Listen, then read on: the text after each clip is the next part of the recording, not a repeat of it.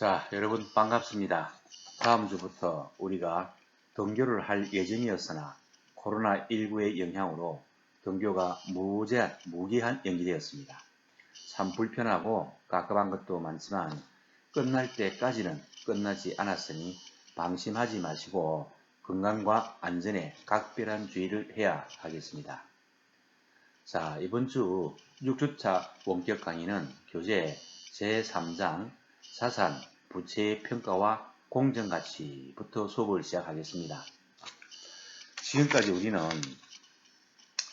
회계원리에 대한 복습을 했습니다.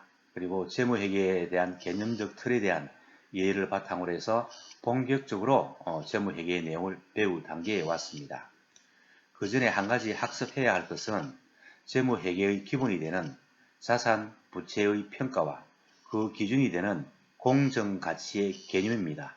우선 자산, 부채의 평가가 왜 필요한지 또 그것이 이익의 측정과 어떠한 관련성이 있는지를 검토하게 됩니다. 특히 의사결정자의 입장에서는 기업의 재무상태, 즉 재무상태표죠. 다음에 기업의 경영성과 손익계산서를 얘기하죠. 기업의 재무상태와 경영성과를 판단하는 데 유용한 정보를 구하는 것이 그 재무회계의 목적인데 그 점에서 자산 부채의 평가가 회계 정보에 어떤 영향을 주는지를 학습하게 됩니다. 추가적으로 공정가치의 개념에 대해서 학습을 하고 공정가치를 평가하는 데 있어 많이 쓰이는 방법 중에 하나인 현재가치의 개념 그리고 계산 방법에 대해서 학습을 하게 됩니다. 이 챕터에서는 공정가치와 관련된 한국채택국제회계기준 즉 KIFRS 제1113호 공정가치의 측정에 대한 설명도 우리가 포함됩니다. 자, 우리가 교재 진도를 나가기 전에 오늘 학습할 내용 중에서 참고할 부분을 자, 일단 제3장 자산부채의 평가와 공정가치 그리고 이 챕터에서는 제1절 자산부채의 평가와 이익측정 자산부채의 평가를 왜 해야 하며 또 그 평가가 이익 측정과 어떤 관련성이 있는지에 대해서 우리가 학습을 하게 되고 또 그리고 공정가치가 무엇인가 또 공정가치와 동시에 현재가치 기법은 또 무엇인가 하는 그런 부분에 대해서 학습을 하게 됩니다. 먼저 제3장에 대한 레퍼런스 시작하겠습니다. 자, 우리 교재에 우리가 제 1장에 보면요. 교재 30페이지에 보면 아모레 퍼시픽 주식회사의 실제 재무상태표 공시된 거 공시 사례를 우리가 한번 보았습니다만 이것은 항상 여러분들이 이 재무상태표의 어떤 구조라든지 이런 부분들을 여러분들 항상 머릿속에 그림을 그릴 수가 있어야 됩니다. 이번에 이 재무상태표에 나와 있듯이 이번 챕터의 타이틀이 자산 그리고 부채의 평가와 이익 측정으로 되어 있습니다.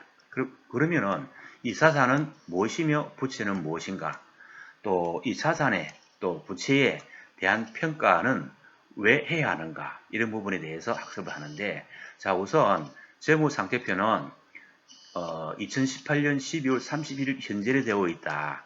이 재무상태표는 일정 시점의 그 기업의 재무상태를 표현하는 보고서이기 때문에 일정 시점 다시 말하면 스톡 개념이다. 스톡 개념. 아모레 퍼시픽 주식회사의 13기 기업이 설립해서 회계 연도가 13번째 되었다는 얘기죠. 13기 말 2018년 12월 31일 현재의 재무상태표다. 그리고 기업의 어떤 그 자산 규모가 좀 크기 때문에 이 단위는 원 단위가 아닌 억 단위로 하고 있다 하는 거. 그리고 재무상태표의 차비는 자산으로 구성되어 있고 대비는 부채와 자본의 합계금액으로 되어 있다. 그리고 자산은 유동자산과 비유동자산으로 구성되어 있고 자산의 계정 과목은 아모레 퍼시픽 주의에서 쓰는 계정 과목은 이러이러한 것들이 있다라고 얘기했습니다. 그리고 비유동자산에 해당되는 세부 계정 과목들은 이런 것을 활용하고 있다.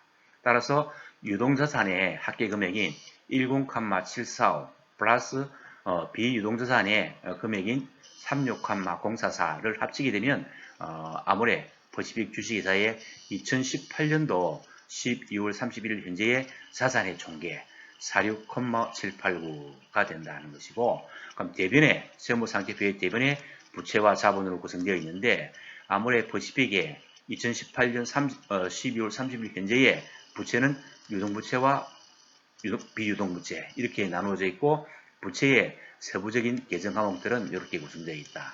그리고 비유동부채의 계정 과목들은 또 이렇게 구성되어 있다. 그래서 아모레 퍼시픽의 유동부채는 3,304, 그리고 비유동부채는 1,118로 구성되어 있고, 유동부채와 비유동부채를 합하게 되면 부채의 총계는 4,441이 된다. 그리고 요 밑에 부분은 자본이죠.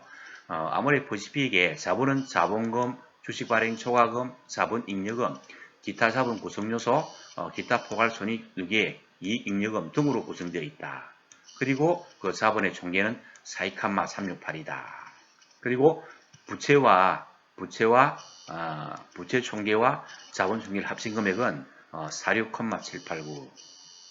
그래서 세무상태표의 차변 합계 금액인 자산 총계 46,789, 그리고 대변의 합계 금액인 46,789는 항상 일치하게 된다 하는 것이고, 좌우지간 우리가 이번 차트에서는 자산, 부채의 평가는 왜 필요하며, 그죠? 그것이 어떤 그 기업의 이익의 측정과 어떤 관련이 있는가 하는 것을 공부해야 되기 때문에 참고로 한 번 더 리마인드 하기 위해서 여러분들에게 보여주는 겁니다. 그 다음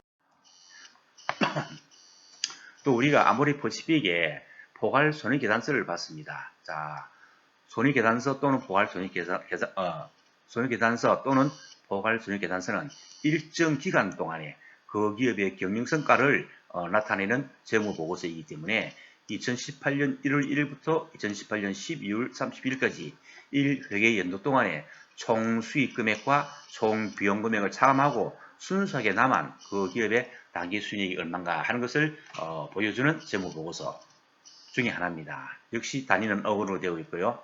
자, 우선 아모레 퍼시픽의 2018년도 총 수익 금액인 매출액은 36,707.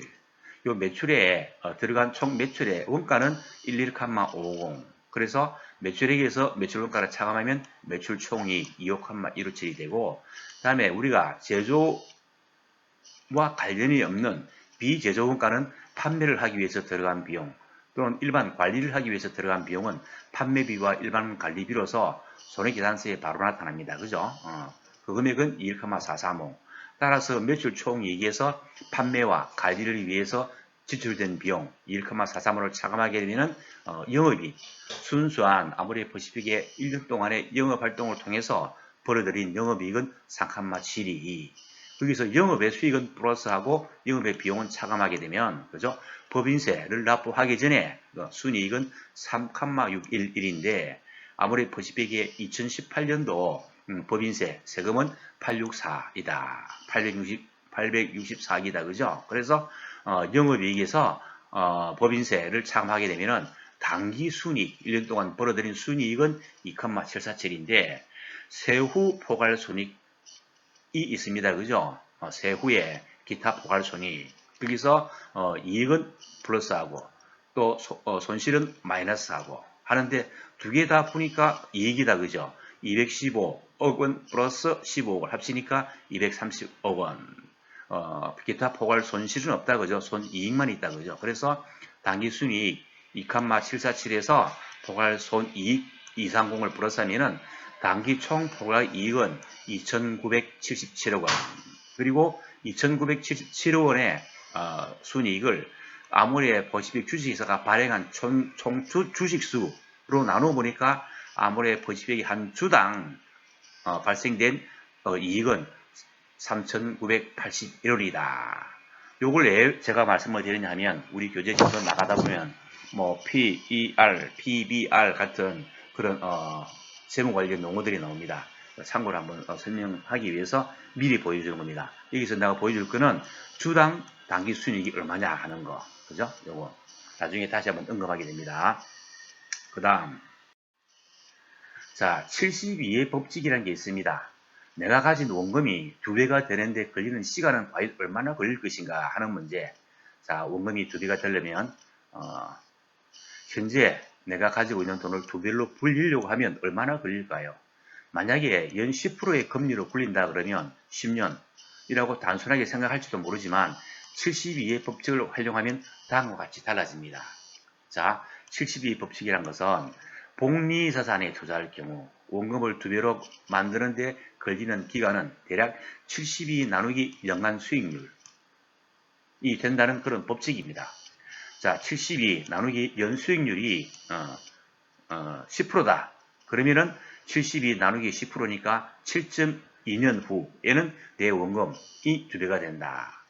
또 내가 원금을 2배로 만드는데 투자 기간이 얼마나 걸리느냐 하는 경우에는 72 나누기 만약에 내가 연 10%가 아니고 연 6% 정도의 이자를 복리로 받을 수 있다.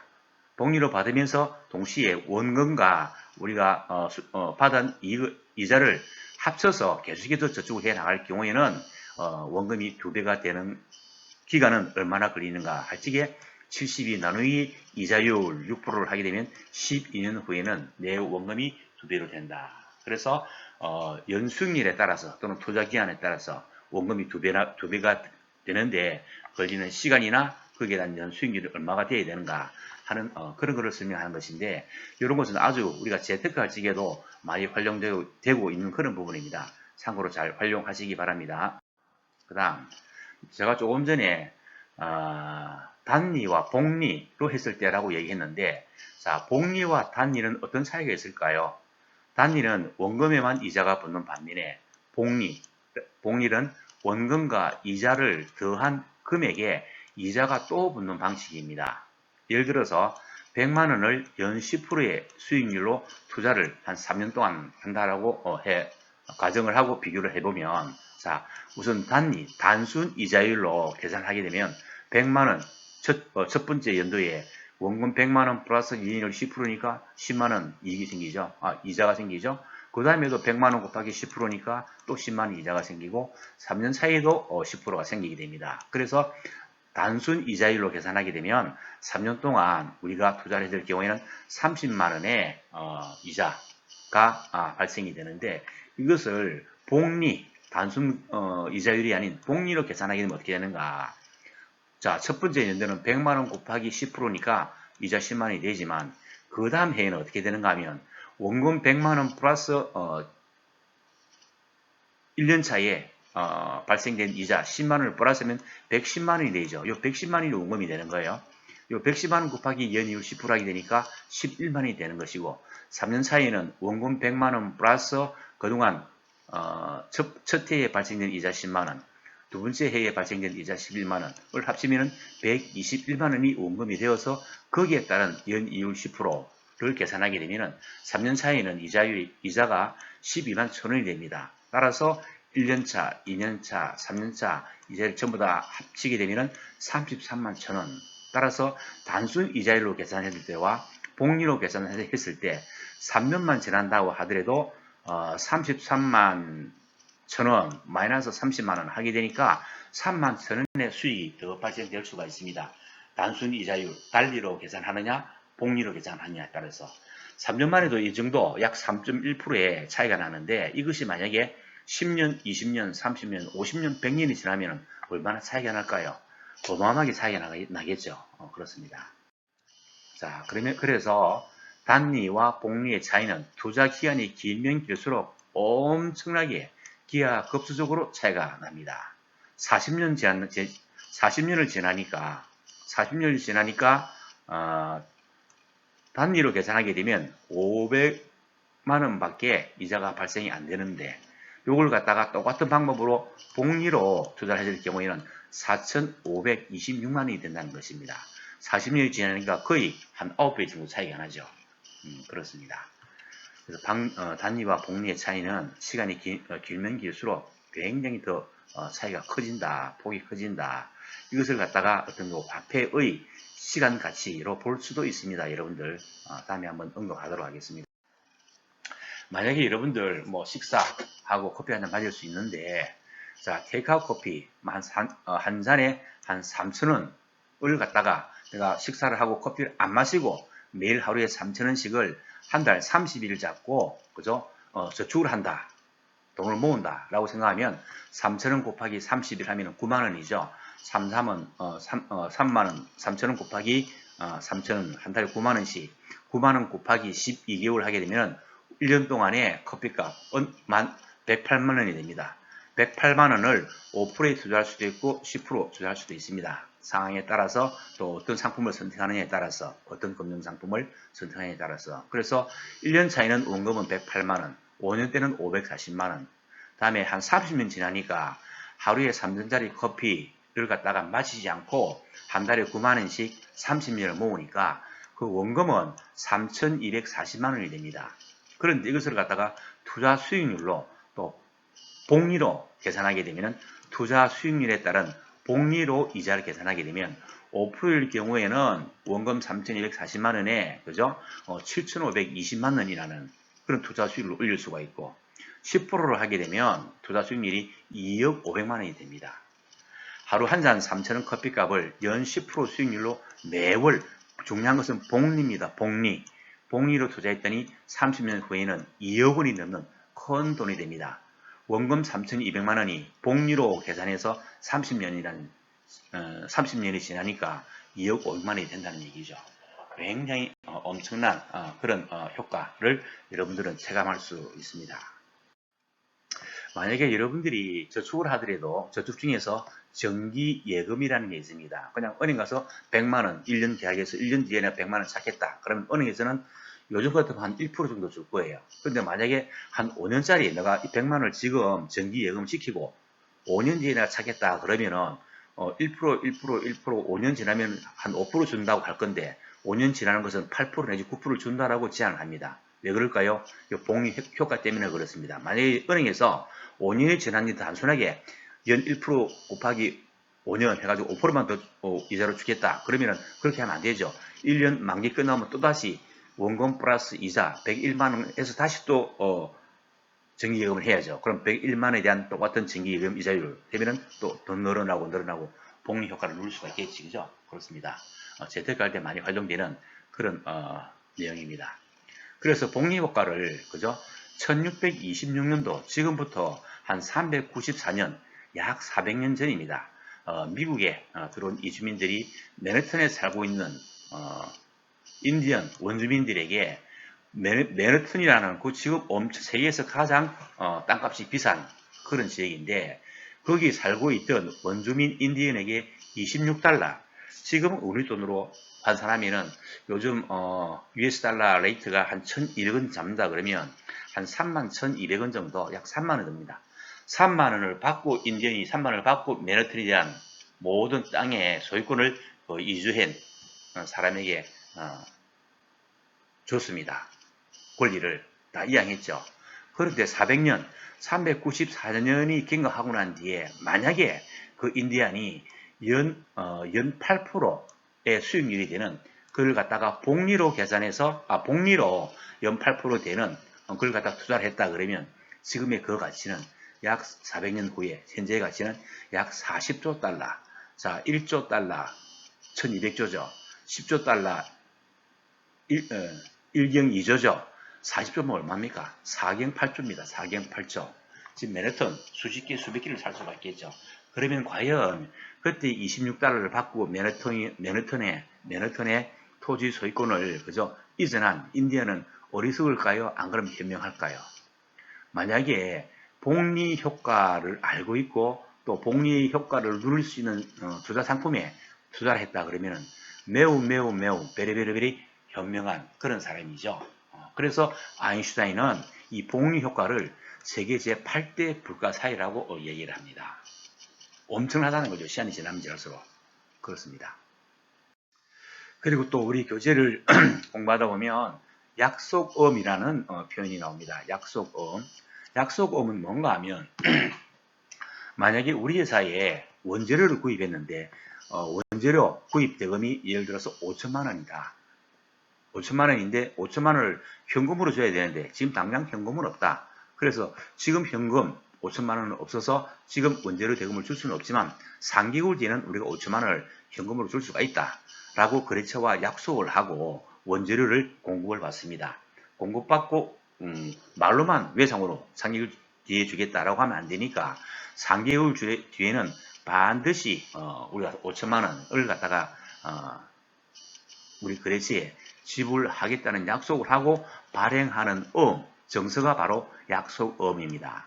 이 약속어음은요, 누구누구 기하, 우리에게 원재를 공급한 회사, ABC 기업, 기하, 그리고 약속어음은 1년 번호가 있습니다. 그래서 금액 5천만원 해가지고 요 밑에 보면요, 지금 글자가 좀 흐릿하게 안 보이는데 이 약속어음을 소지한 사람에게 다음과 같은 장소에서 금액을 지불하겠다라고 약속하는 겁니다. 자, 발행일. 오늘 우리가 원재를 구입하고 요 약속어음을 발행했으면 2020년 4월 20 며칠 되겠죠. 그리고 발행지. 발행지는 부산광역시 무슨 구에 있는 ABCD 주식회사 대표이사 누구누구 해서 직인을 적어줍니다. 그리고 지급기일은 3개월 되니까 2020년 5, 6, 7, 7월 달이죠. 7월 20 며칠. 그리고 지급지는 주로 은행입니다. 예를 들면 대한민국 은행 무슨 지점 그렇게 되는 거죠. 여기 은행에 제시를 하면은 요 금액을 주겠다 하고 약속한 그런 정서를 약속업이라고 합니다. 참고로 여러분들 만약에 우리 회사에서 약속음을 발행하게 되면 약속음은 뭐가 될까요? 우리 회사에서 약속음을 발행했다. 현금을 줘야 되는데 현금이 없어서 몇 달 뒤에 주겠다는 약속을 하고 요 음을 발행했을 때는 우리 회사의 입장에서는 자산, 부채, 자본, 수익, 비용 중에서 어디에 해당될까요? 예, 주겠다는 약속을 했기 때문에 의무가 발생됩니다. 다시 말하면 빚이 발생했다는 얘기죠. 빚은 부채니까 부채의 증가는 대변에 기록됩니다. 대신 우리가 부채가 증가되는 대신에 거래의 이중성에 의해서 사변에는 뭐가 발생될까요? 예, 원재료라는 우리 기업의 자산이 증가되었죠. 그래서 분기를 하게 되면 사변의 원재료 5천만 원, 대변의 부채의 증가라서 약속을 발행한 기업에서는 지급보험이 됩니다. 지급보험 5천만 원. 또 이 약속을 받은 그런 기업에서는 어떻게 될까요? 자, 사변에 일단 약속금을 받았다. 그러니까 약속금을 받은 기업의 입장에서는 어음을 받았으니까 받을 어음이라는 자산이 되는 거예요. 석 달 뒤에는 받을 수 있는 권리가 생겼으니까. 그래서 자산의 증가로서 받을음. 물론 이건 아주 세부적인 계정 과목이고요. 실제로 우리가 재무제표상에 표시하는 것은 우리가 매출 채권이라고 표시하겠죠.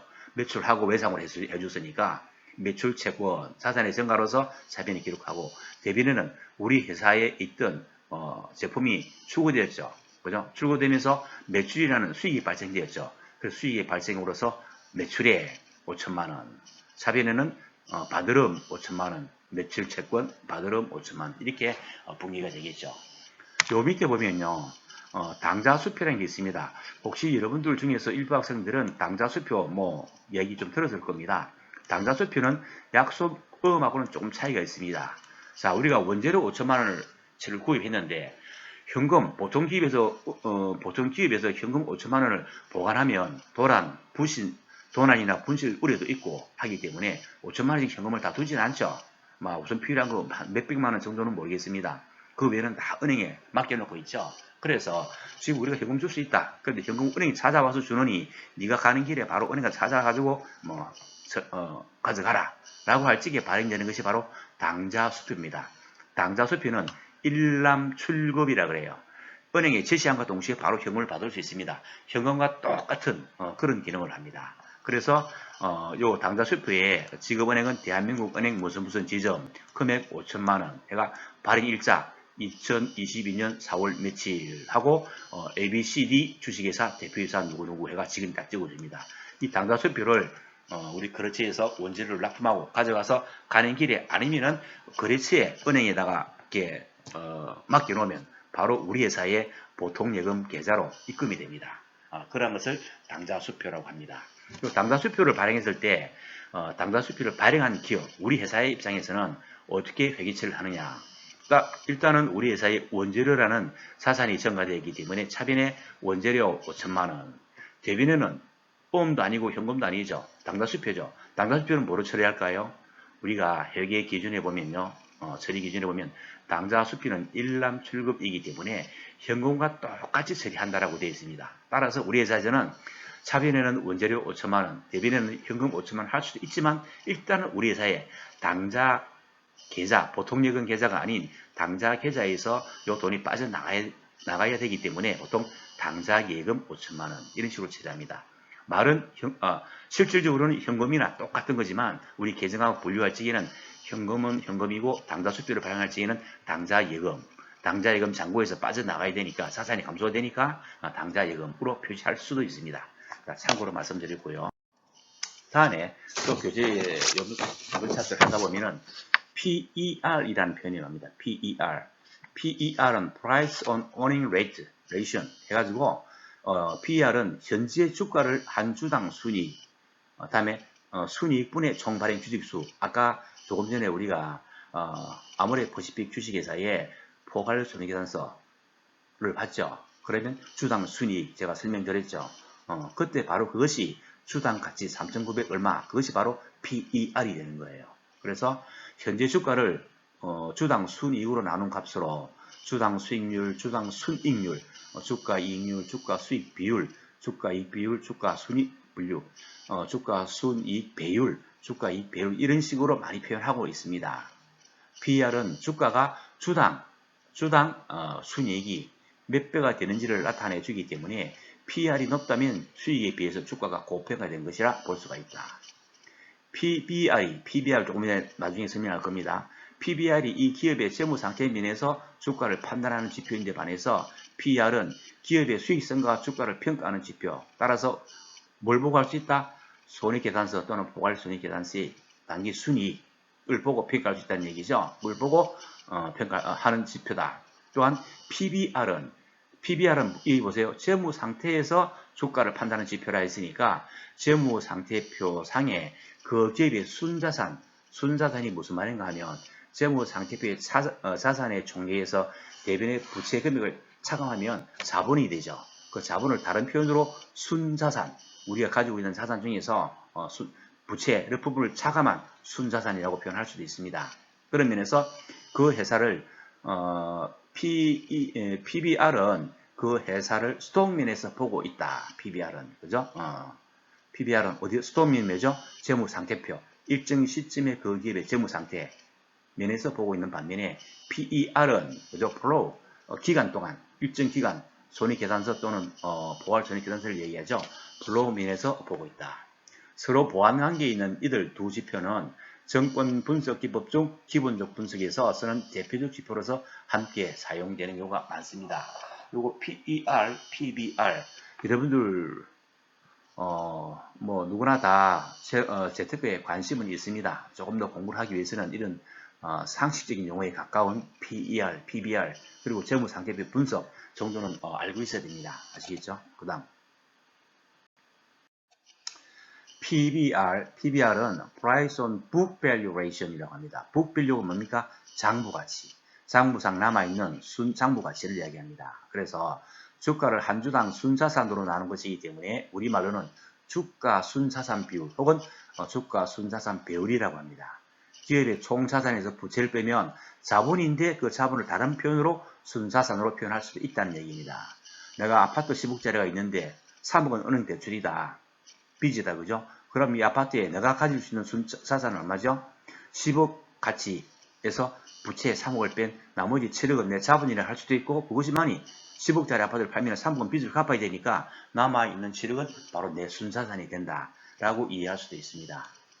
순자산을 발행 주식수로 나누면 한 주당 순자산, 북밸류, 장부가치, per share로 구할 수 있다. 한 주당 지세를 한 주당 순자산, BPS로 나눈 값이 PBR이다. PBR은 해당 종목의 단위 주가가 한 주당 자산 가치의 몇 배로 거래되고 있는가를 보여준다. PBR이 1인 1, PBR이 1, 100인 100% 1인 종목은 해당 종목의 단위 주가가 한 주당 자산 가치가 똑같다. 순자산도 100이고 우리 100주를 발행했다. 그럼 한 주당 가치도 1이다.